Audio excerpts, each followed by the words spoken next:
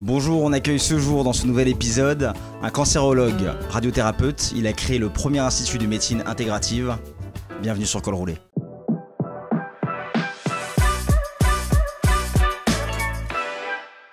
Bonjour. Bienvenue sur Col Roulé. Merci. On a voulu ce nouveau média, donc le podcast Col Roulé, pour mettre à l'honneur des personnalités engagées, souvent dans l'ombre, et qu'on a voulu mettre dans la lumière. Donc merci de nous faire l'honneur de venir sur l'émission. Avec plaisir. Sur le plateau. On va, si tu l'acceptes, revenir un peu sur ton parcours, tes engagements. Donc tu es cancérologue, radiothérapeute. Tu as créé ce premier centre de médecine intégrative pour accompagner notamment, je crois, des malades atteints de cancer et de maladies. Donc voilà, est-ce qu'on peut un peu revenir sur ta vie? Où est-ce que tu as grandi? Oui, bien sûr. Alors, je suis l'aîné de 5 frères et sœurs. Mes parents sont nés au Maroc et donc moi je suis né en France, au Lila. Voilà, comme ça vous connaissez ma vie. Je suis père de 3 enfants, marié. Et voilà, j'ai grandi une enfance joyeuse avec des parents qui se sont mis en quatre pour que les enfants ne manquent de rien. Mais j'ai appris plus tard effectivement que mon papa, il lui manquait 100 francs pour faire médecine. Et donc il n'a pas fait médecine. Et donc quand je suis venu le voir pour m'inscrire à la fac, et je lui ai dit, tiens papa, il faut que tu me donnes un chèque. Ma mère me l'a avoué en fait. Et ça c'était assez poignant finalement de vivre le rêve de son père sans le savoir. Tu savais pas avant qu'il voulait faire médecine? Non, je ne savais pas. Et quelle activité il a fait dans sa vie? Quand je suis inscrit, il était professeur d'histoire-géographie et proviseur d'un établissement. D'accord. Et donc il est très présent pour l'éducation de ses enfants. Donc j'ai eu la chance d'avoir un père présent, pédagogue. Qui t'a poussé à faire des études? Ah bah c'était pas tacite, hein, parce qu'à la maison c'était normal, quoi. Il fallait, pour s'épanouir et se libérer, il fallait étudier. Super. Et donc et ta maman était aussi dans le domaine éducatif? Oui, ma mère travaillait effectivement dans le domaine éducatif. Elle ouvrait des crèches, elle s'occupait de la gestion d'établissements scolaires. Donc les deux parents très axés sur l'éducation. Et voilà, donc ça a donné des enfants qui avaient la passion et le goût des études. Donc j'ai 2 frères, 2 sœurs, 2 frères qui sont médecins. Et 2 sœurs aussi qui ont fait des études scientifiques. C'est beau. Et donc, quelque part, toutes ces années d'études, parce que pour être médecin, c'est quoi? Parce qu'en plus, toi, tu as des spécialités de cancérologie. Ouais. C'est combien d'années d'études pour devenir médecin? En fait, vous avez un premier cursus médical de 6 ans, après quoi on passe à un internat. Et là, c'est 4 à 5 ans pour devenir spécialiste. Et ensuite, quand vous êtes spécialiste, certains restent à l'hôpital et on parle de chef de clinique. Donc moi j'étais chef de clinique effectivement à Paris dans les années 2005, il y a plus de 20 ans maintenant. Et donc voilà, on va dire que c'est 12-13 ans. 12-13 ans d'études. Est-ce que tu as eu des moments de doute où tu t'es dit peut-être... est-ce que quand on commence, est-ce que tu savais déjà que tu allais faire 12 ans d'études? Est-ce que tu savais dès le début que tu voulais cette spécialité? Comment tu t'es engagé dans ces études de médecine? Bon, à partir du moment où on est passionné par ce qu'on étudie, c'est pas un travail, c'est un plaisir. Ok, on fournit un effort, mais c'est pas une conception du travail comme il y a des métiers durs. Il y a des gens qui n'arrivent pas à gérer leurs horaires parce que c'est physiquement difficile à supporter. Mais quand vous étudiez, c'est passionnant, le corps humain, la médecine, le métabolisme, etc. Donc non, j'aurais pu continuer plus. Hein. D'ailleurs, ça ne s'arrête jamais puisqu'on parle d'études pour être diplômant. Et maintenant, je continue à étudier, à faire de la recherche, à enseigner. À te former toujours. Ouais, je suis enseignant et je fais de la recherche. Et c'est tout à fait normal. C'est-à-dire que c'est un besoin. C'est pas un travail, c'est un besoin. Donc tu t'es rendu compte au fil des années que les simples connaissances des études ne suffisaient pas et il faut toujours se former dans le temps et on apprend continuellement. Exactement. D'abord, quand on enseigne quelque chose, on l'apprend 2 fois. Et ensuite, c'est assez structurant pour soi et pour les autres, pour son rapport à l'autre. Et puis c'est une belle discipline, la cancérologie, mais dans tous les métiers de la médecine, ça avance. Alors que ce soit la greffe du rein, la cataracte qui permet aux gens de voir, les prothèses qui permettent aux gens de marcher, les prothèses du genou, les prothèses de hanche. La médecine est belle, quelle que soit la spécialité, et puis elle permet d'aider l'autre. Donc quand vous vivez dans une forme d'altérité, c'est très épanouissant cette médecine. Qu'est-ce qui a fait que tu as choisi la cancérologie? Parce que tu as eu dans ta famille des personnes qui étaient atteintes de cancer, ou comment on choisit et comment on s'oriente vers cette spécialité qui n'est pas facile? Alors vous avez dans la médecine plusieurs façons d'exercer. Il y a la médecine esthétique, il y a la médecine fonctionnelle, donc l'orthopédie, le fonctionnement du corps humain, et la médecine des problèmes sérieux qui engagent le pronostic vital. Donc moi j'étais plutôt attiré par la maladie grave et le rapport intime qui va se créer dans la maladie grave. C'est-à-dire qu'un patient qui vient nous voir, il ne vient pas se montrer sous son meilleur jour. Il vient nous raconter son intimité, ses souffrances, les souffrances invisibles, la plupart du temps. Et le rapport, il est très intense. Et puis, on va avoir une action qui s'inscrit dans une forme d'intensité avec une puissance en médecine, puisqu'il faut déployer énormément de connaissances et de compétences pour arriver à circonscrire ces maladies complexes. Et est-ce que quelque part, tu t'attendais à cette dureté de la maladie? Parce que c'est vrai que quand tu rentres en médecine, t'es pas forcément, on va dire c'est de la théorie. À quel moment t'es impacté? Tu dis ok, c'est peut-être pas ce que j'imaginais. Et là, c'est quand même, je vais être amené à traiter des cas graves et notamment le rapport peut-être à la mort aussi, même si le but d'un professionnel de santé, c'est peut-être d'éviter ça, mais d'accompagner le patient. Est-ce que tu t'attendais à cette dureté de cette spécialité? Bon, quand on rentre dans des études de médecine, et je le dis parce que les enfants de tous mes amis, et bientôt les miens, vont avoir cet âge de rentrer dans les études, pour certains la médecine, on se soucie pas trop de la posture professionnelle. On aime les études, on aime apprendre, on est intéressé par des apprentissages. Alors ce corps humain, c'est toutes ces sciences, cette biologie, cette chimie, tout le fonctionnement de l'organisme. Et après, au fur et à mesure, et c'est bien fait, on prend le temps de prendre du recul, on fait des stages, on commence à apprendre à parler à un patient, d'abord sur des problématiques simples. Puis on apprend aussi les mécanismes de défense. Quand il y a quelque chose de difficile, éviter le transfert. Quand l'autre souffre, on doit lui venir en aide, avec empathie. Mais on ne doit pas prendre sur nous cette souffrance, si on veut recommencer et aider le plus de personnes possible et pouvoir vivre équilibré. Parce que c'est de l'intérêt de personne d'avoir des médecins qui ne sont pas équilibrés. Donc au début c'est vraiment les études et au fur et à mesure vous voyagez. Alors on a tous fait de la gynécologie, des accouchements, de la pédiatrie.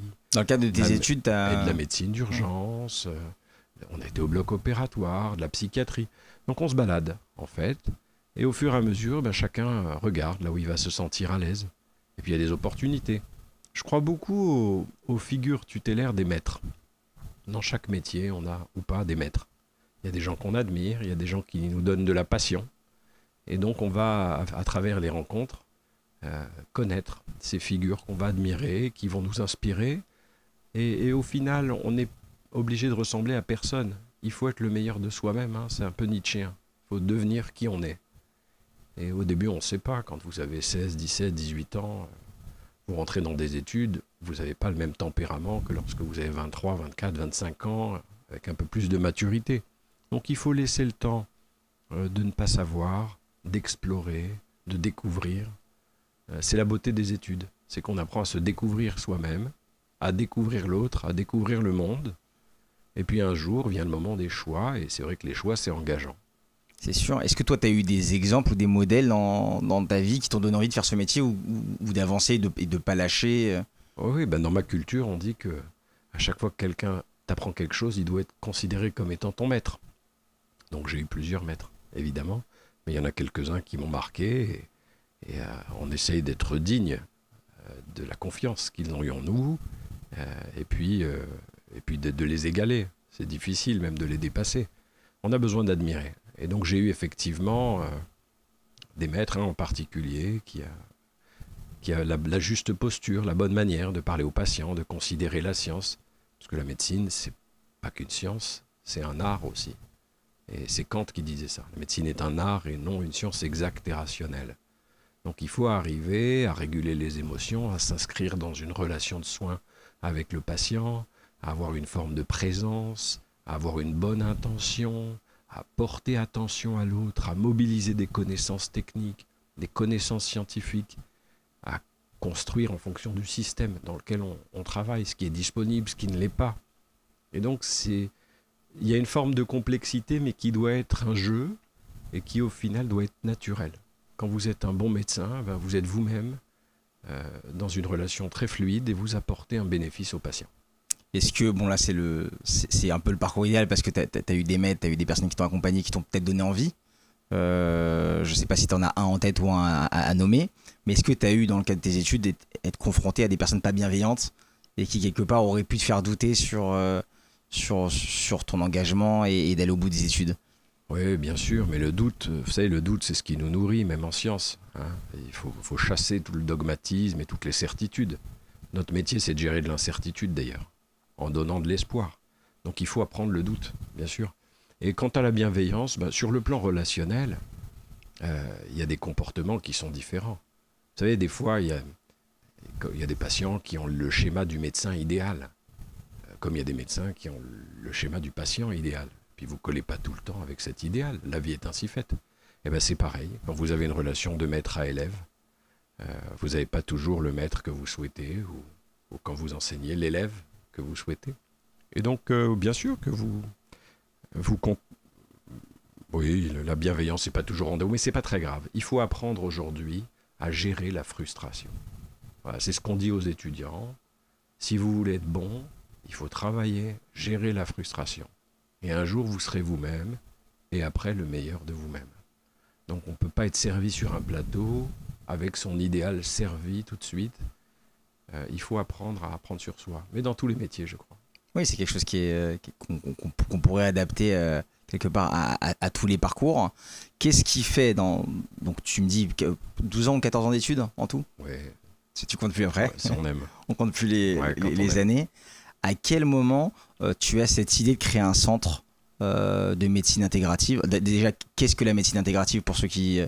Alors d'abord, la première phase de l'installation, quand vous êtes médecin spécialiste, vous avez envie de pratiquer sur cette étiquette qui est la vôtre. Donc quand on est cancérologue, il faut voir beaucoup de patients atteints de cancer. Alors quand vous en traitez 5 000, 10 000, 15 000, là on commence à comprendre ce qu'on ne sait pas. L'histoire naturelle des cancers est différente. Un cancer qui est chez une personne ou le même qui est chez une autre personne ne se comporte pas pareil. Et donc la première dizaine d'années d'exercice ou quinzaine d'années, c'est vraiment très technique. On apprend la finesse, les médicaments, l'immunothérapie, la radiothérapie, c'est très technique. Et puis après, au fur et à mesure, on se dit, tiens donc, il y a un décalage entre les attentes des patients, ces attentes, ils sont immenses, sont légitimes, et ce qu'on offre aux patients. Et un jour, en tout cas moi je me suis rendu compte, comme beaucoup d'ailleurs, que finalement notre système de santé, il traitait des maladies, il ne traitait pas des patients. C'est-à-dire que malgré tout ce qu'on met à disposition, les gens sont mécontents, et ils ont bien raison, parce qu'ils ne se sentent pas écoutés. Ils se sentent être des numéros, ils ne se sentent pas pris en considération dans leur singularité. Et c'est là où je commence à réfléchir différemment, et je sais que c'est partagé par la plupart des professionnels de santé. Et en fait, la réflexion de fond, et on va essayer de faire un pas de côté ensemble, c'est de se dire, bon, aujourd'hui, sur 68 millions de Français, on a 24 millions de Français qui ont des maladies chroniques. Donc ça peut être des diabètes, des dépressions, des insuffisances rénales, des maladies neurovasculaires, des cancers. Et il y a aussi 11 millions d'aidants. Donc ça veut dire que la moitié des Français vit dans la difficulté absolue de maladies gênantes. Et donc ces maladies se sont invitées dans nos familles. Et quand on regarde ces maladies chroniques, vous avez 1 milliard de consultations médicales chaque année en France. La moitié, c'est pour gérer des symptômes de maladies chroniques. Et donc pas pour faire des diagnostics. Et pour tout dire, ça coûte même 110 milliards d'euros par an. Et nous, qu'est-ce qu'on fait? Eh bien, quand on regarde, on coupe la parole aux patients au bout de 23 secondes en moyenne. Alors qu'il faut 90 secondes pour exprimer une émotion simple. Et on prescrit des médicaments dans 93% des cas. Et c'est 40% chez nos voisins, aux Pays-Bas, ils ne meurent pas plus tôt. Et on jette une boîte sur 2 à la poubelle, on jette 7 milliards d'euros par an à la poubelle. Donc on voit bien que le système dans lequel on vit, c'est un système de santé de 300 milliards d'euros, c'est beaucoup. Et malgré tout, il nourrit la frustration des professionnels, le mécontentement des usagers, il y a des rigidités d'organisation, des tensions administratives. Et donc pour le réformer, l'idée est le transformer. C'est pas uniquement d'y allouer de la ressource. C'est de changer le paradigme. Et toute l'idée, c'est de passer d'une médecine centrée sur la maladie à une médecine centrée sur l'individu et son projet de vie. Donc toute la démarche initiale, c'est de se dire comment on fait pour s'occuper des patients et pas uniquement de la maladie. Alors, quand on dit ça, on commence à analyser, à se dire, bon, qu'est-ce qui se passe aujourd'hui? quel est notre diagnostic? On voit qu'on crée des silos. En France, on a 55 spécialités médicales. Il y en a 17 chez nos voisins, les mêmes, ceux qui ne meurent pas plus tôt. Et on est encore en train d'en créer. J'ai fait partie du groupe ministériel qui a écrit le plan décennal stratégique soins palliatifs. Et donc on va effectivement ajouter une spécialité soins palliatifs. Et on en a besoin, parce qu'en France, on a besoin de ces pyramides pour faire de la recherche, pour avoir des budgets. Mais il faudrait que chaque médecin soit formé à la fin de vie. Il ne faudrait pas que seuls des médecins étiquetés soins palliatifs sachent accompagner quelqu'un dignement dans sa fin de vie. Donc on a un système qui travaille en silo alors qu'on a besoin de fédérer, on a besoin de rassembler. Et cette posture-là, ça s'appelle l'intégration. Alors après, on se dit, mais on est quand même des acteurs de la santé avant d'être médecin. Et la santé, c'est quoi, Michael? C'est quoi la santé? La santé, est-ce que c'est l'absence de maladie? Est-ce que la santé, c'est le silence des organes? Et la santé, elle va se composer de la santé physique, de la santé psychologique, de la santé émotionnelle, de la santé sexuelle, de la santé sociale, de la santé culturelle. Donc intégrer ces dimensions de la santé, c'est de la santé intégrative. Après, est-ce que la médecine doit préempter la santé? Je ne suis pas sûr. D'abord, la médecine. Et la médecine, beaucoup de gens la considèrent comme étant la haute technologie. Mais qu'est-ce que c'est que la médecine?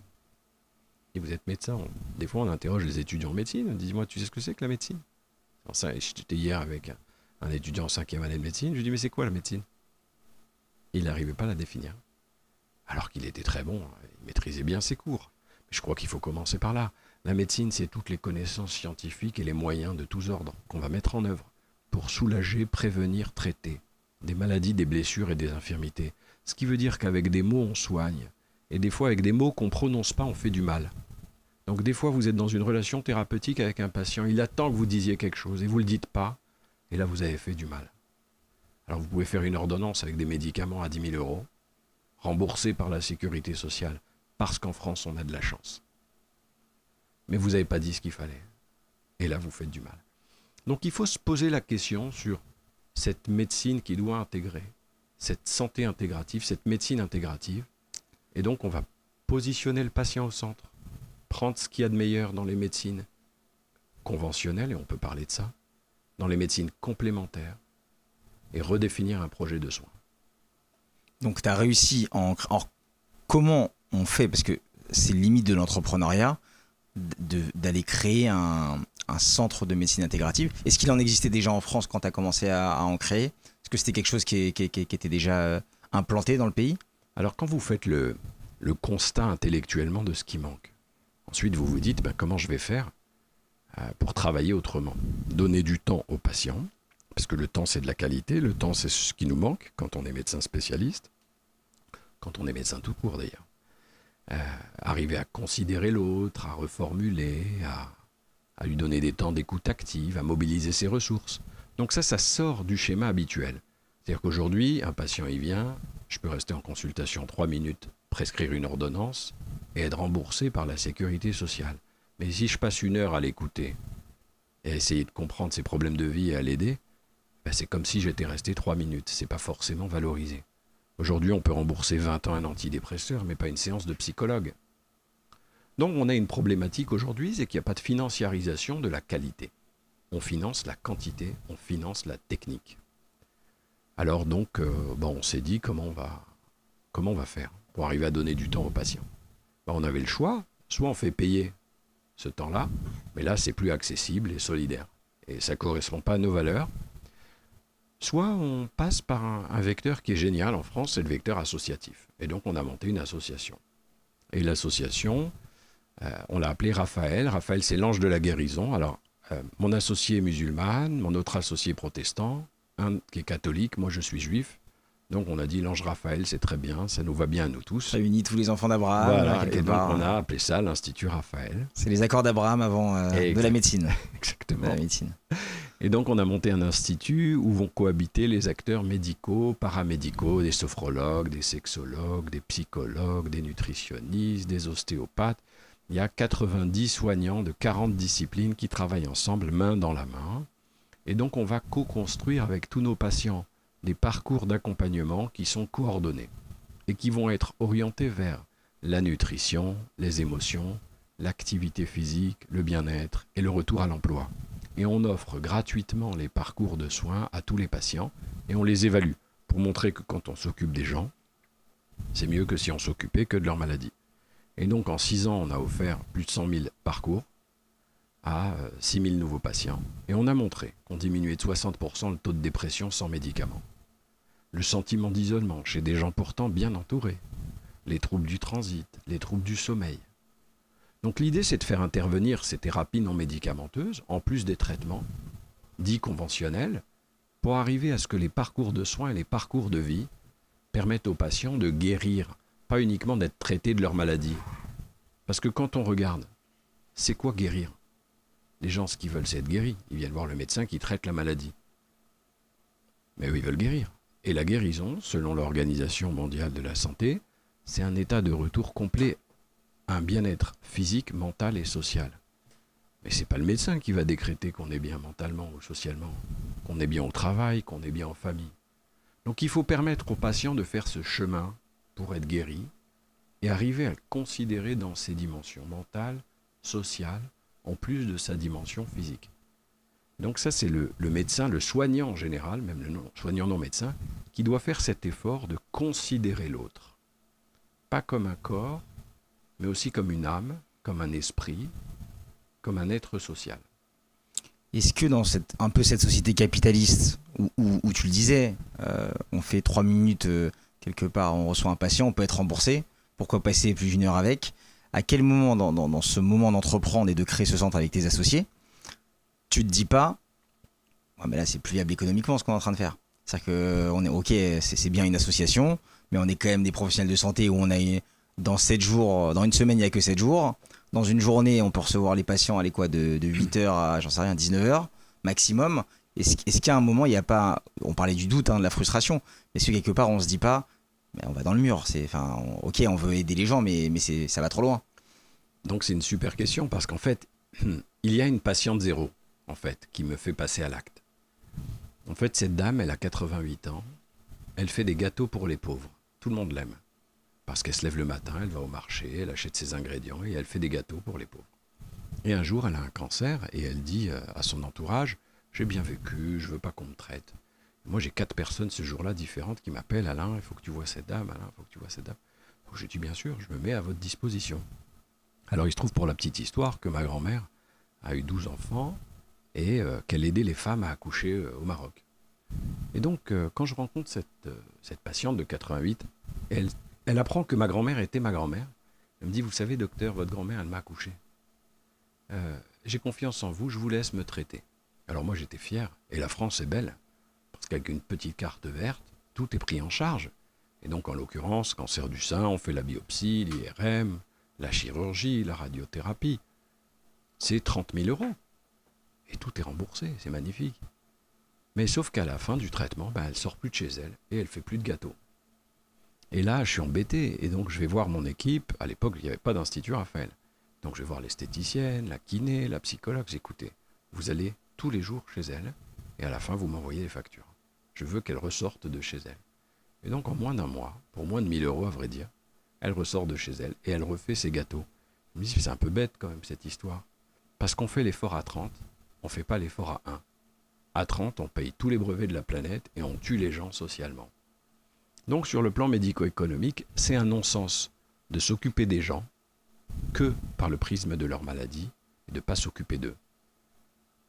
On sait aujourd'hui que 40% des cancers sont évitables. 80% des maladies cardiovasculaires sont évitables. Quelqu'un qui a un AVC, c'est un drame pour lui et sa famille, mais c'est 1 million d'euros pour la société. Et on a moins de 3% de nos budgets alloués à la prévention. Et tout ça si on travaille sur alcool, tabac, sédentarité, surpoids. Donc, on doit rentrer dans une logique médico-économique différente. Si vous diminuez la mortalité évitable de 30% dans les 10 ans, la mortalité évitable, eh bien, vous économisez 10% de PIB. C'est des centaines de milliards d'euros. Donc, on crée de la vie et on économise des centaines de milliards d'euros. C'est plus la peine d'embêter les retraités, l'éducation nationale et la défense, en créant de la valeur vie. Donc il y a aujourd'hui une économie de la vie, une économie de la santé, une logique de prévention. Et la santé, elle doit aller de la prévention à la réhabilitation, et elle ne doit pas être dans la tête des gens que l'hôpital. L'hôpital, c'est qu'un lieu de santé comme il y en a d'autres.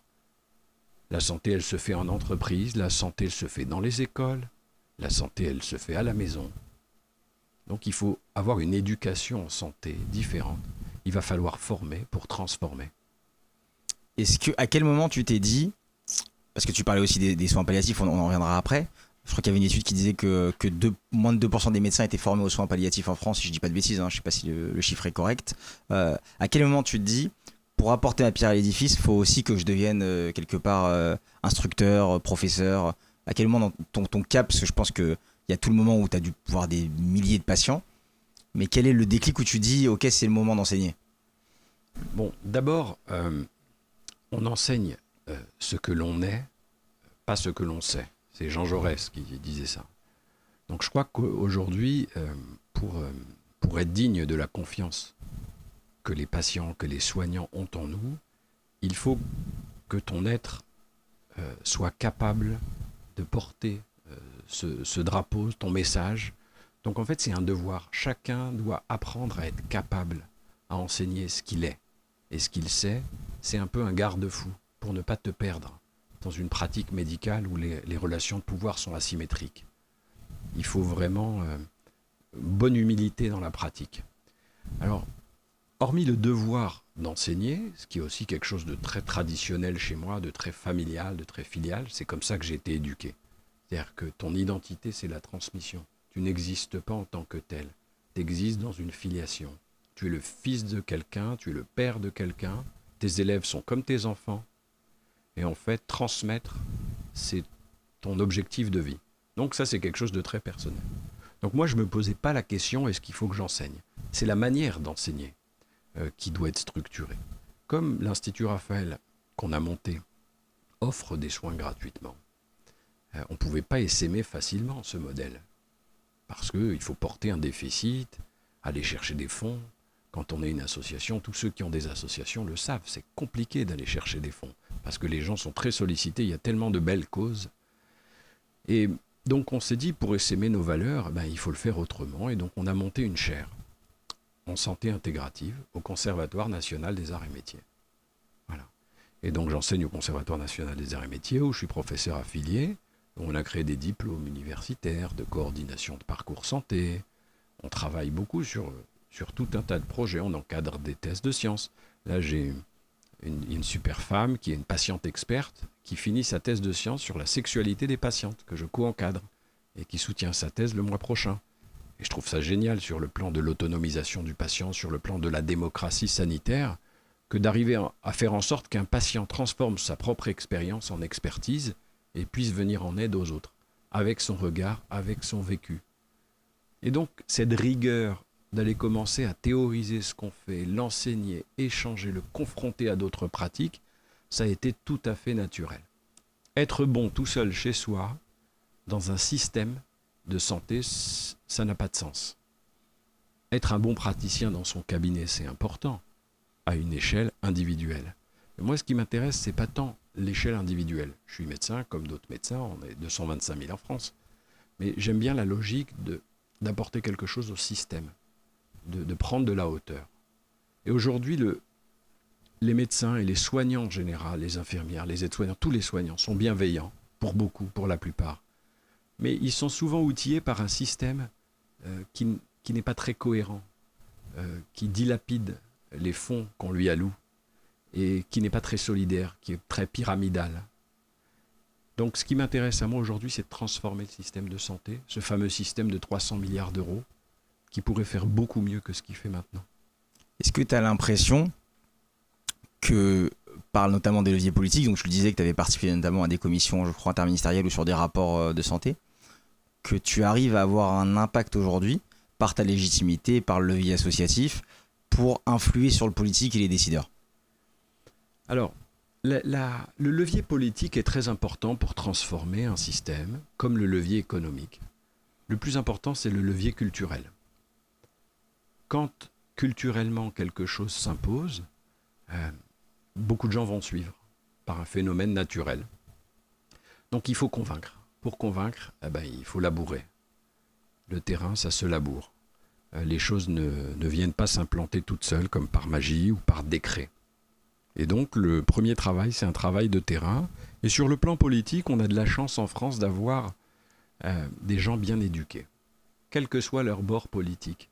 Donc, quand on va parler santé, altérité, bien commun, socle social, quel que soit votre bord politique ou votre vision de toutes les problématiques que la société a et qu'on connaît très bien, on fait consensus. Donc, que ce soit à l'Assemblée nationale, au Sénat, dans le gouvernement, les sages, les administrations, finalement, la préoccupation de l'autre, à qui, alors mon maître, c'est Emmanuel Lévinas, c'est l'éthique d'autrui. On a un devoir vis-à-vis de l'autre fragile.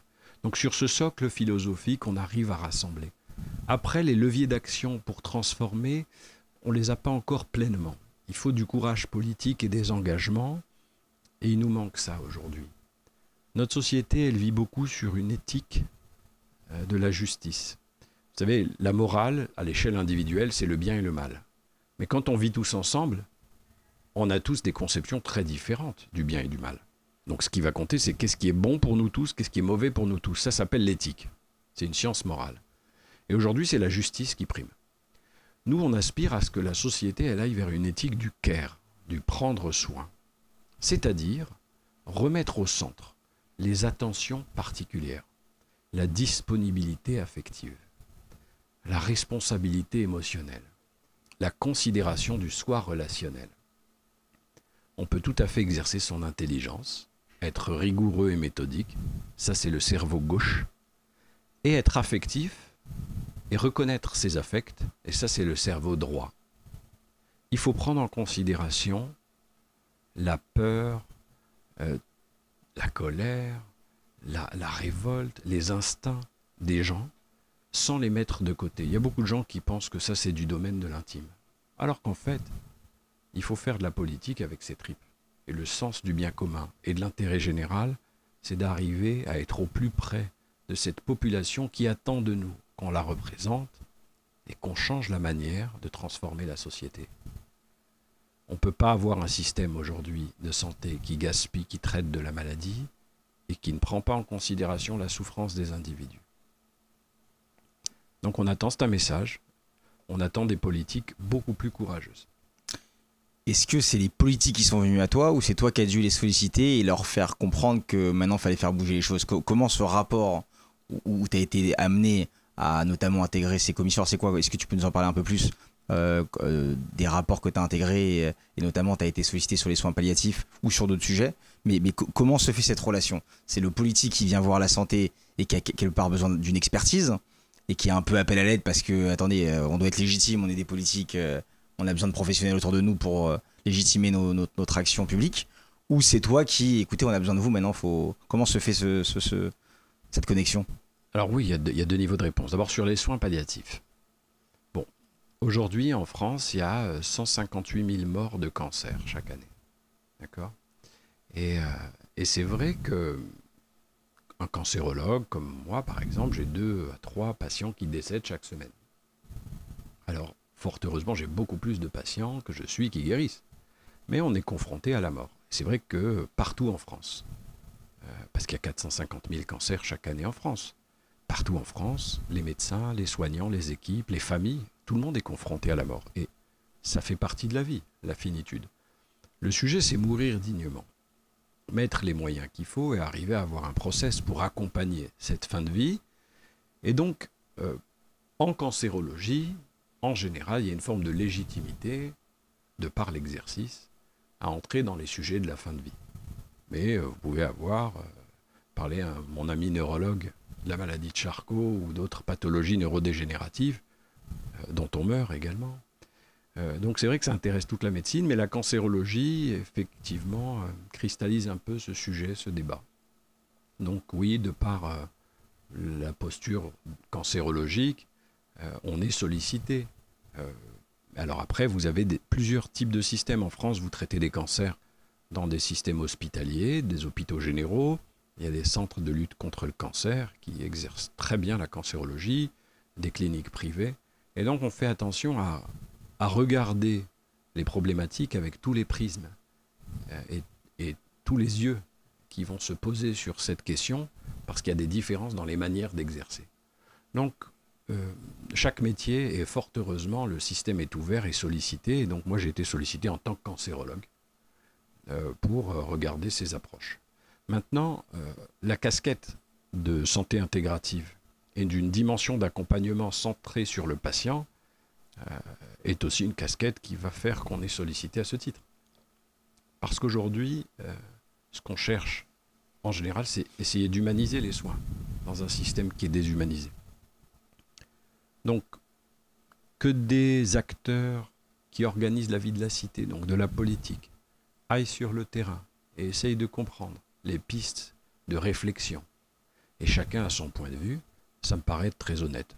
Le système est bien fait, en fait. Il ne faut pas taper sur les politiques ou les administrations. Les administrations administrent bien. Et les politiques réfléchissent très bien. Après, c'est l'exécution, les décisions, les arbitrages. C'est là où c'est une science plus complexe que j'ignore. Mais si on veut changer la société, il va falloir écouter ce que dit le terrain. Est-ce que quelque part, il t'est arrivé de te sentir pas écouté par des décideurs ou par des professionnels, ou même des fois quand il faut je pense, créer un tel centre, il faut aller voir des banques, des investisseurs. Est-ce qu'il y a des moments où tu t'es dit on m'écoute pas? Tout le temps.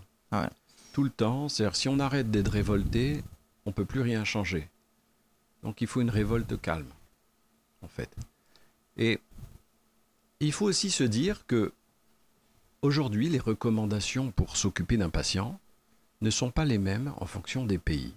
J'étais la semaine dernière à Cleveland, aux États-Unis, et donc rentré dans une chambre d'une patiente, une dame avec un chien pour faire de la thérapie canine.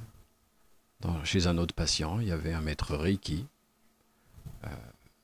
Donc, en fait, on voit qu'il y a des cultures de soins. Il y avait des cours de yoga dans l'hôpital, de l'acupuncture. On sait que l'acupuncture ne va pas traiter un cancer, mais pour des bouffées de chaleur, pour des douleurs, ça peut diminuer, on a beaucoup d'études, l'intensité de ces douleurs. Aujourd'hui, on ne s'autorise pas dans chaque pays à intégrer dans les recommandations les médecines complémentaires. Alors bien sûr, il y en a qui ont été prouvées, il y en a qui n'ont pas été prouvées. Il faut protéger le patient et respecter ce que dit la science. Mais on voit que les recommandations ne suivent pas tout le temps la science. Il y a des conflits d'intérêts. Certains essayent d'imposer leurs normes et leur vision de système, comme s'il n'y avait qu'une manière de soigner. Et c'est là le problème. C'est qu'en fait, la politique du soin aujourd'hui, c'est une géopolitique du soin, avec des conflits d'intérêts, avec des visions normatives, avec une manière d'imposer sa culture dans l'organisation du système de soins. Ce qu'on veut aujourd'hui en recherche, c'est montrer qu'il y a des différences culturelles qui parfois prévalent à une logique scientifique. Ce qu'on veut, c'est montrer finalement que le système de santé gagnerait à s'enrichir et à regarder différemment le rapport aux soins, les interventions non médicamenteuses et la manière avec laquelle on va les implémenter. Donc cette géopolitique du soin, c'est une réalité et à mon avis, on va devoir travailler un peu plus là-dessus. Est-ce que le fait d'avoir voyagé, d'avoir vu d'autres manières d'appréhender la médecine intégrative et le fait de ne pas être écouté et d'avoir cette révolte interne, tu t'es pas dit à un moment donné, mais pourquoi je ferais pas moi de la politique ou moi je m'engagerais davantage publiquement via ma notoriété, et puis en plus on voit que t'es sollicité par des médias et que t'es de plus en plus présent, pour toi dire bon bah ok, comme ils le font pas assez bien, ils m'écoutent pas, pourquoi ça serait pas à moi de mettre aussi en avant publiquement pour avoir ce rôle et influer sur le sujet?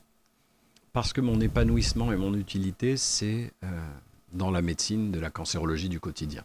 C'est dans les rapports individuels, s'occuper des patients et des familles. Ce qui ne veut pas dire qu'on ne peut pas avoir une parole tous, ou quelqu'un d'autre. On doit avoir une parole qui porte.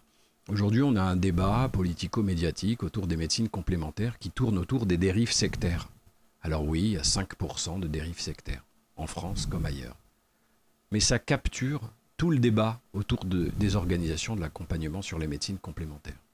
Il y a des professions entières de gens qui sont la plupart du temps très bienveillants, qui sont mises à l'écart, comme les naturopathes par exemple. Il y a 6000 naturopathes en France. Alors il y a quelques illuminés qui ont un jour remplacé un traitement par un autre, ce qui est absolument dangereux et qu'il faut combattre. Mais on ne peut pas en voulant chasser les dérives sectaires, les 5%, chasser toute l'énergie de l'accompagnement global, de tout ce qu'on va faire en prévention, pour équilibrer les modes de vie, pour arriver à se remettre au sport, pour arriver à améliorer le sommeil. Les troubles du sommeil en France, ça coûte des dizaines de milliards d'euros. Alors c'est sûr que si on compte que sur les somnifères pour les régler, on ne s'en sortira pas. Donc il faut aujourd'hui arriver à repositionner médiatiquement et politiquement une vision de la santé centrée sur l'individu, intégrant plusieurs moyens et une considération, une autre éthique. Et donc le débat médiatique aujourd'hui, il est figé sur des conflits d'ego ou de posture. On appelle à une prise de hauteur.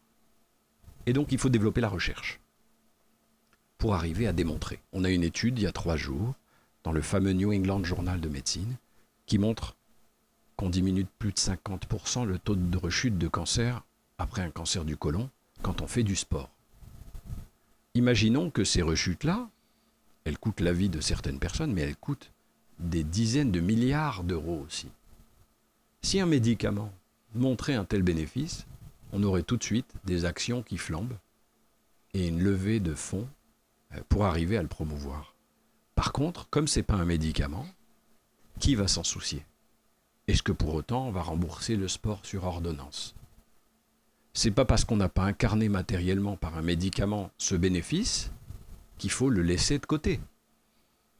Donc je crois qu'on a besoin d'expertise en santé et de la relation de proximité au terrain pour arriver à inspirer les transformations.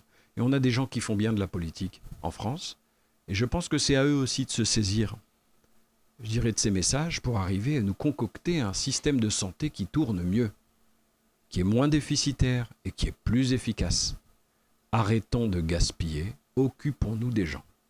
Est-ce qu'il ne faudrait pas du coup plus de professionnels de santé qui s'engagent en politique et qui, eux, aient la légitimité de parler de...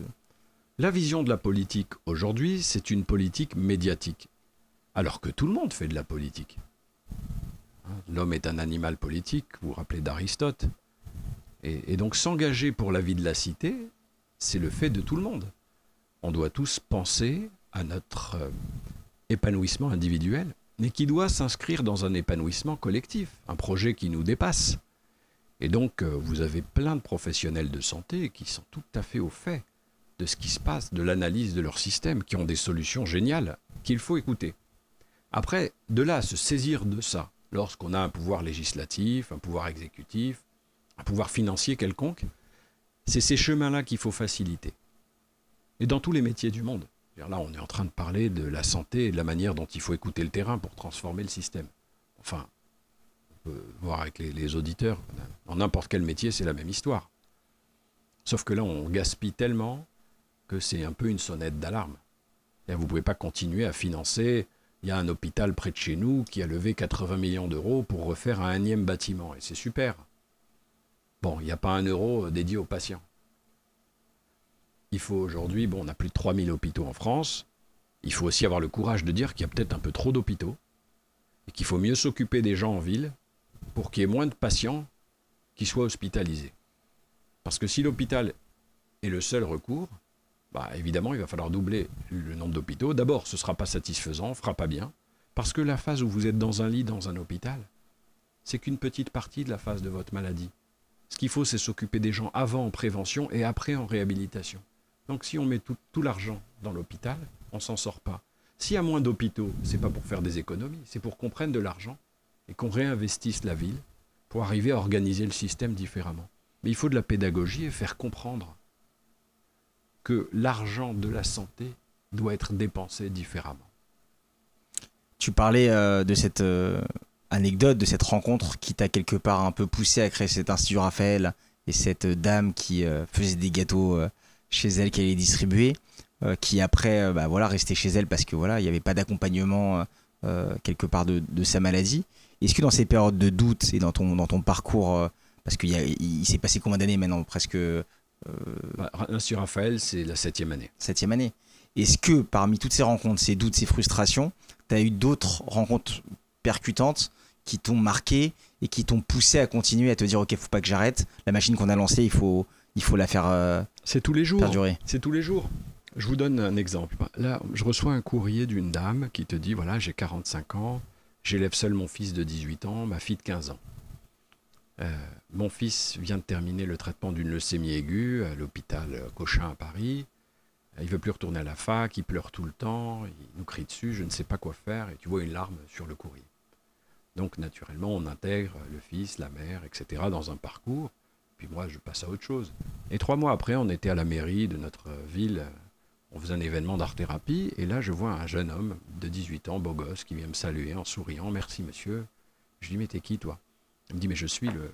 Donc c'était le jeune homme. Et donc il saluait les profs de sport, les nutritionnistes. Et je me dis, écoute, c'est incroyable quand même, parce que sa leucémie aiguë, pour la greffe, l'unité stérile, l'immunothérapie, la solidarité merveilleuse de cette France merveilleuse, a dépensé 200 000 euros. Et le parcours à moins de 1 000 euros, on n'y a pas été. Donc on fait l'effort à 1 et pas à 200. Et c'est comme ça tous les jours. J'avais un patient de 75 ans, depuis 50 ans, et sous antidépresseurs, donc avec une ordonnance remboursée de médicaments. Et un jour, il rentre dans un atelier d'art-thérapie, donc par des arts plastiques. Donc quand les mots ne suffisent pas, le non-dit peut être utile. Donc là, rien n'y faisait, ni les psychologues, il était dépressif, ni les psychologues qui avaient des techniques comme le MDR, ni les différents praticiens. Et l'art-thérapeute le prend en atelier, et là, le patient, il sort en pleurant, et pendant 2 jours, il pleurait. Donc, je vais voir la praticienne en art-thérapie, je lui dis, mais dis-moi, qu'est-ce que tu lui as fait? Et elle me dit, mais rien. Je dis, mais c'est pas possible, mais bien, je te jure, j'ai rien fait. Et donc, je vais voir le patient, je lui dis, mais qu'est-ce qui se passe? Qu'est-ce qu'elle vous a fait? Je dis, écoutez, on a été en train de faire un atelier, du collage, etc. Et elle m'a dit de prendre la clé et de la jeter. Et je me suis rappelé que j'étais un enfant caché, que ma mère m'avait dit de garder le secret et de l'enfermer et de jeter la clé. Et donc, il a, entre guillemets, si je puis me permettre, dégueulé un secret de 50 ans qu'il avait enfoui. Et finalement, c'est un traumatisme qu'il a réussi à traiter sur un atelier d'art-thérapie. Après, il était bien. Il me dit, regarde, 50 ans de traitements divers et variés, d'une vie sous le joug d'un traumatisme non réglé. Et là, un atelier où il rencontre ce qu'on appelle la surprise de conscience, où il se rencontre dans son fort intérieur, où il arrive à raconter une histoire qu'il ne verbalisait pas. Et c'est ce qu'on voit tous les jours, des milliers et des milliers de patients. On a une file active de 250 patients jour et de 700 patients en général, puisqu'il y en a qui rentrent, il y en a qui finissent leur parcours. Et en fait, c'est que des histoires de vie incroyables. Et les gens sont tous contents parce qu'ils se rencontrent eux-mêmes, ils rencontrent de la bienveillance.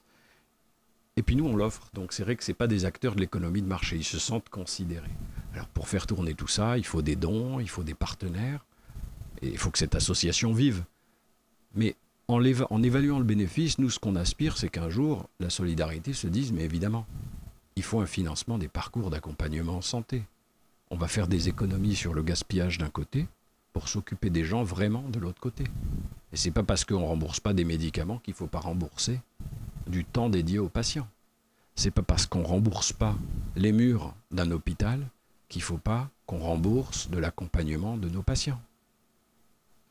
Est-ce que quelque part, avec cette première réussite, parce que tu me dis 7 ans, on dit l'amour dure 7 ans, donc j'espère que quelque part cette relation n'est pas terminée. Est-ce qu'il y a d'autres projets d'Institut Raphaël? Est-ce que c'est un modèle, parce qu'il est quand même très fragile, qui ne vit que sur des dons ou sur très peu de subventions publiques? Est-ce que tu entrevois la possibilité d'en créer d'autres? Est-ce que le modèle est vraiment viable? Parce qu'il est incarné un peu aussi par toi et tes associés, et puis c'est toi aussi qu'on voit beaucoup en avant. Est-ce que tu penses que d'autres personnes pourraient le développer, ou est-ce que ça existe déjà? Alors on a été effectivement contacté par 2 maires extraordinaires, Benoît Dijon de Montargis, Frédéric Soulier de Brive.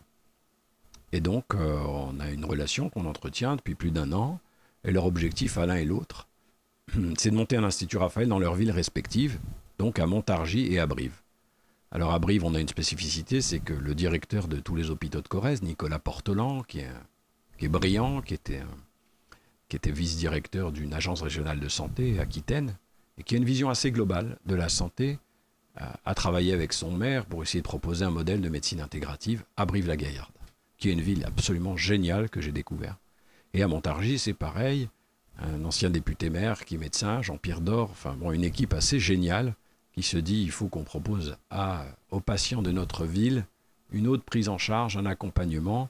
Et donc nous, mairie, avec le concours des médecins, avec le concours des tutelles, de l'agence régionale, des politiques, il faut qu'on monte un projet local. Donc ce n'est pas encore fait, mais il y a une dynamique pour qu'il puisse y avoir un essaimage, quelques villes de moyenne taille qui donnent l'exemple sur une autre manière de se préoccuper des patients. Pas en créant un hôpital de plus, parce que ce sont des villes qui ont de jolis, grands et beaux hôpitaux, celles que j'ai citées. Mais arriver à dire la santé, c'est pas que la gestion de la maladie à l'hôpital.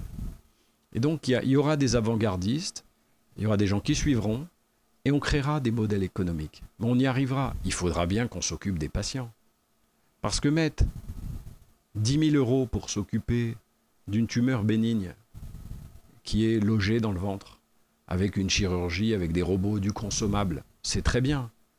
Mais une jeune femme qu'on a opérée, qui a 30 ans, à qui on a enlevé l'utérus, on a mis tout cet argent sur la table. Mais elle ne sera plus jamais maman. Et personne va s'occuper d'elle, ou de la peine qu'elle a, ou du sens qu'elle doit donner à sa vie. Et on n'aura ni psychologue, ni accompagnement, ni personne qui l'écoute. Donc on va financer la technique, on va financer le traitement de l'organe, mais on ne finance pas cet accompagnement, et donc ça n'a pas de sens. Donc si on veut rester médecin, nous, même si on est technicien, vous savez, moi, la radiothérapie, on traite les tumeurs avec des robots, on a une précision au millimètre sur les cibles mobiles. Quand la tumeur est à 2 mm du nerf optique, on peut garder la vue et traiter la tumeur. Donc moi, je sais les choses de la technique. Mais ça ne suffit pas, on traite des patients. Et donc il faut intégrer ces dimensions. Eh bien, pas uniquement à l'échelle individuelle. Il faut que notre système intègre le patient, pas uniquement les soignants. Donc, c'est un bilan que tu as, une expertise que tu as. Est-ce que tu as réussi à influer, parce que tu le disais notamment que tu étais parti à Cleveland aux États-Unis, est-ce qu'en Europe, tu estimes, quel est le bilan et ta vision de notre place un peu dans cette géopolitique et dans le monde globalisé? Est-ce que tu as l'impression qu'on est en avant? Alors c'est intéressant que tu poses cette question. Dans 15 jours, on est à Oxford pour la Société européenne qui est en train d'être créée. Donc j'étais ce matin, avant de venir, en visio avec mes collègues portugais, espagnols, italiens, anglais. Il y a une dynamique européenne assez extraordinaire dans chaque pays. Les collègues allemands ont eu un budget du ministère de la Santé pour essayer de travailler des programmes de médecine intégrative sur 21 établissements. Il y a en Italie des lois différentes, en Toscane, à Rome, c'est régionalisé les politiques de santé. Donc on découvre les systèmes, les microsystèmes, les financements, les spécificités culturelles dans le soin, les approches traditionnelles, des études scientifiques sur des choses aussi variées. Il y en a qui font du body-mind, d'autres du mind-body, d'autres qui travaillent sur les herbes, d'autres qui travaillent sur la phytothérapie, l'aromathérapie, avec des études scientifiques. Et c'est très intéressant. Je crois qu'aujourd'hui, il faut garder l'ouverture d'esprit et ne pas dire « chez moi, c'est mieux qu'ailleurs ». Et ça, c'est pareil partout. Avoir la curiosité de se remettre en question en regardant l'autre. D'abord, quand on regarde l'autre, on se rend compte qu'en France, on n'est pas si mal. Mais concernant l'ouverture d'esprit et la mise en place de médecine intégrative, on a beaucoup de progrès. Donc c'est une invitation à ce que chacun se remette en question, pas uniquement dans sa pratique, mais également dans le système qu'il défend. Ce n'est pas parce que vous n'avez pas d'expertise, ce qui est mon cas en réflexologie, qu'on ne va pas autoriser à ce que dans un parcours, les patients puissent rencontrer des réflexologues. Parce que lorsque, comme moi, vous prescrivez des chimiothérapies, les femmes sont fatiguées ou les hommes ont des nausées, ont des diarrhées. Et donc, même si votre chimiothérapie elle est utile pour combattre une maladie, comment on fait pour gérer les effets secondaires? Ce n'est pas parce que vous n'avez pas l'expertise en question que vous n'allez pas orienter votre patient et de façon encadrée pour qu'il puisse bénéficier de cet accompagnement. Donc, c'est une posture qu'il est important de valoriser. Et on doit réunir, on doit fédérer. Il y a beaucoup d'acteurs qui sont sévèrement contre tout ce qui sort de leur spectre. Et c'est pourquoi on a besoin que les politiques, le gouvernement, organisent des expérimentations évaluées, sécurisent les formations, protègent les patients, mais en autorisant à ce que les systèmes se développent. Tu l'as dit, tu sors quand même souvent de ta zone de confort. tu vas vers d'autres disciplines. Est-ce que tu t'es pas un jour risqué à te dire, ok, je deviens un peu trop un robot à force des tâches répétitives? Tu disais des fois, bah, c'est la vie d'un médecin, d'un professionnel de santé. Tu peux avoir 2 à 3 décès, tu croises des centaines de patients ou des milliers de patients. Est-ce qu'à un moment donné, on déshumanise pas un petit peu la fonction et quelque part on s'oublie et on a l'impression de parler à des lignes et pas forcément à des humains? Oui, oui, bien sûr. En fait, ça commence très tôt. Avant, la médecine était un art libéral. Ensuite, il y a eu des facultés de sciences et des facultés de lettres. Donc la médecine a dû choisir. On a été dans des facultés de sciences.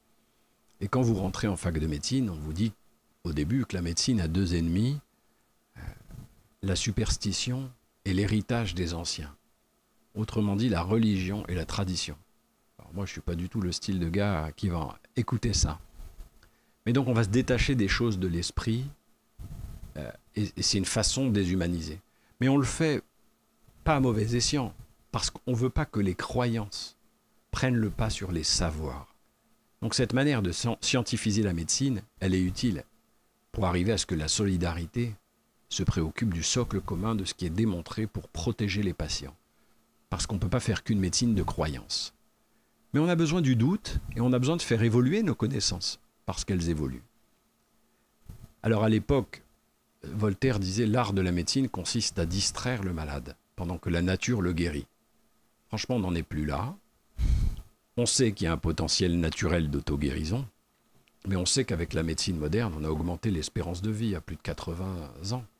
Mais on n'a pas augmenté l'espérance de vie en bonne santé, qui reste à 64 ans. Donc on a des cohortes de patients fragiles qu'on maintient, ça coûte cher à la société, et qui souffrent. Arriver à travailler en même temps sur la quantité de vie et la qualité de vie passera par l'humanisation et par une autre façon d'exercer la médecine. Donc on se pose toujours la question, qu'est-ce qu'on doit enseigner aujourd'hui? Restons scientifiques, mais la science nécessite du doute. Il faut observer, mettre des hypothèses, expérimenter, puis conclure. C'est pas pareil que le dogmatisme.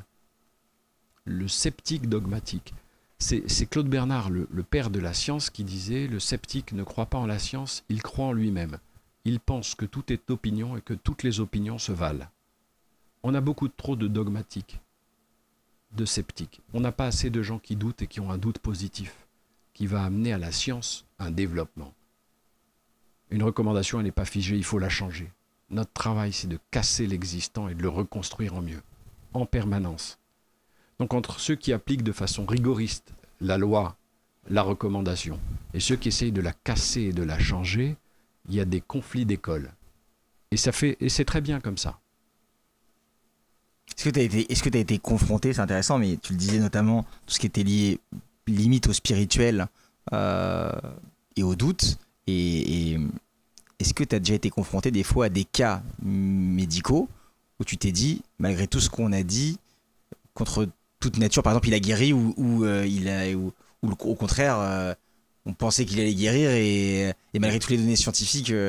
Oui, on a toutes les semaines des patients qui ont contrarié les lois de la statistique. Des patients avec des métastases qu'on disait être incurables et qui ont guéri. Et on en suit beaucoup.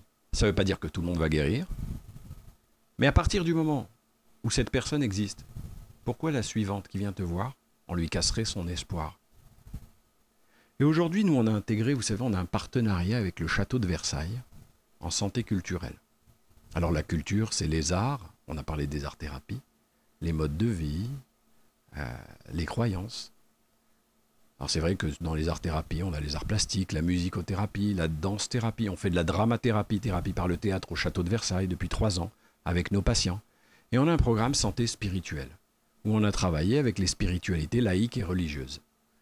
Alors les laïcs bien sûr, mais les religieuses, il y a les chamans, les bouddhistes, les rabbins, le prêtre, l'imam. Et en fait, les patients apprécient qu'on rentre dans leur intimité. Parce que pour beaucoup, lorsqu'ils n'arrivent pas à gérer une peur, une complexité, ils le délèguent à un tiers. Leur propre spiritualité. Et donc la santé spirituelle, ça fait partie de la manière d'accepter la souffrance et l'incertitude. Donc arriver à concevoir une santé spirituelle, c'est fondamental. La santé culturelle aussi. Par exemple, on amène des patients chaque mois dans des musées voir des œuvres d'art. Parce que quand vous regardez une œuvre d'art, quel que soit ce qui est beau pour vous, et que vous ressentez une émotion esthétique, elle vous réancre dans votre présent, elle vous fait vous réapproprier vous-même, réenvisager l'avenir différemment, face à l'émotion esthétique. Pourquoi ne pas considérer ces approches ? Alors ça peut se décliner sous la forme d'une ordonnance muséale, d'une prescription culturelle.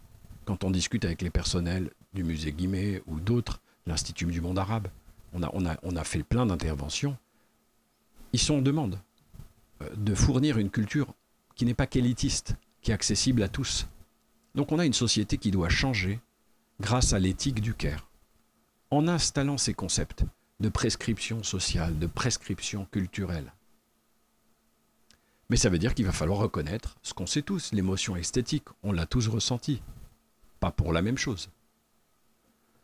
Donc aujourd'hui, arriver à se détacher du concept hôpital, médicament, technique, se recentrer sur l'humain, intégrer d'autres dimensions. Se concentrer sur l'humain, est-ce que, parce que tu peux pas sauver le monde, tu accueilles par an tant de centaines de patients, des milliers de patients, est-ce qu'aujourd'hui, c'est pas frustrant, et même si tu dis que la frustration fait partie du projet, mais de devoir refuser des patients parce que vous avez des critères de candidature. Comment tu vis, toi, en tant qu'entrepreneur social, quelque part, parce que c'est ce que tu es, au-delà de tes qualités et de ton métier, de devoir dire non à des patients et de choisir entre ce patient-là, il est plus urgent que celui-là. Alors, voilà, tu as souligné, j'ai atteint ma limite. C'est-à-dire comme on a des contraintes capacitaires, et on a beaucoup de demandes, et on ne sait pas refuser, et on est obligé de le faire. Et quand une femme de 65 ans te dit « je vis mal, mon cancer, je ne me sens pas entendue, j'ai besoin d'être prise en charge », et une autre femme te dit « moi j'ai 29 ans, 2 enfants, mon mari m'a quitté, j'ai un cancer, je suis sous chimiothérapie », et que tu n'as pas de place pour prendre tout le monde, pourquoi on est obligé de sélectionner ? Et c'est un peu le sens de ma révolte aujourd'hui. Nous, au début, on s'est dit, on ne peut pas traiter tout le monde. On est là pour montrer que le concept est utile. Et ensuite, l'idée, c'est qu'il y ait des prises en charge. Et puis, ça tarde. Et je comprends que ça tarde, parce que à une échelle plus grande, il y a beaucoup de problèmes à régler. Néanmoins, à l'échelle individuelle, on est incapable, en fait, de faire cette sélection. Moi, je me suis engagé dans un esprit d'égalité et de fraternité, où chacun devait être traité de la même manière. Et aujourd'hui, il est indispensable d'avoir une financiarisation de projets d'intérêt général. Alors il y a des projets d'intérêt général, des fois moins général, qui sont financés. Donc on doit appeler à un réveil politique et institutionnel pour pouvoir arriver à ce que ces preuves de concept puissent faire des petits. Quitte à le prendre sur le budget social, il y a encore des départements et des régions qui ont un peu d'argent pour gérer le social. Et donc, c'est un appel à ce qu'il y ait une responsabilité politique sur les thématiques de la santé autrement. C'est des pistes de réflexion. Qu'est-ce que tu dirais, on a un peu quelque part une tradition sur le podcast, de solliciter et d'interroger ton toi, mais enfant ou adolescent. Qu'est-ce que tu dirais à Alain Toledano qui rentre, qui est peut-être en début d'études de médecine? Si aujourd'hui tu devais lui parler, lui donner un conseil, tu lui dirais quoi?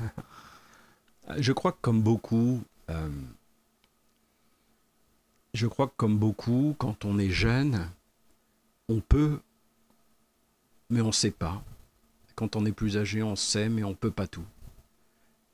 Et beaucoup se focalisent sur l'aspect matériel de leur exercice professionnel.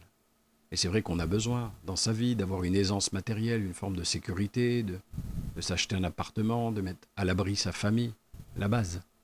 Mais on ne peut pas poursuivre des objectifs exclusivement matériels. On a besoin aujourd'hui de donner un sens à nos métiers. C'est-à-dire qu'il y a 1 million d'infirmières et d'aides-soignantes en France, 40% veulent changer de métier par crise de sens. Donc je crois qu'aujourd'hui, il faut qu'on aide la jeunesse très tôt à trouver le sens de leur action. Et on ne peut pas leur mettre comme modèle de réussite que l'aisance matérielle. Parce que quand on est plus âgé et que finalement on a moins de problèmes matériels, ça ne fait pas de nous des gens d'un épanouissement total. C'est toujours mieux que de manquer, mais manquer de sens, manquer d'altérité, manquer sa ligne de vie en fait, manquer son objectif de vie, c'est pire que tout. Donc il faut que la société matérialiste soit reléguée à sa juste position et qu'on retrouve une société de l'entraide, de l'épanouissement, qui manie justement le matériel et le spirituel. En fait, qu'est-ce que vous serez fier de laisser à vos enfants? Pas forcément un héritage en chiffres, dont une partie sera dilapidée et l'autre confisquée. Il y a un sujet d'un héritage intellectuel, spirituel, et je pense que c'est ça qu'on doit enseigner tôt. Il faut d'autres modèles. Si vos modèles de réussite, c'est juste des modèles qui brandissent des chiffres et de la gloire, il y a beaucoup de gens qui se perdront sur le chemin. Eh ben, on n'espère pas. Merci d'avoir en tout cas